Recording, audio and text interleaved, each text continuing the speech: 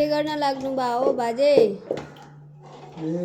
नानी यो शनिबारको उसमा बच्चाले खिर खाने भनेर यो कुसेको रातो चामलको हो, रातो चामलको जडान हो। अनि त्यसपछि यो आज शनिबारको उपलक्ष्यमा खिर बनाउन बनाएँ। ए खिरमा के हाल्नु भयो त? त्यसमा खिरको मसला, खिर मसला अनि दुध त हुने नै भयो, अनि आधा केजी चामल अनि 3 लिटर दुध अनि खिर मसला।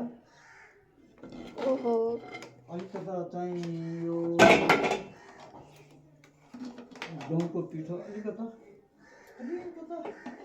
अलिकता भन्दाखेरि त्यही 30-35 मिसाको बाक्लो हुन्छ त्यसैले।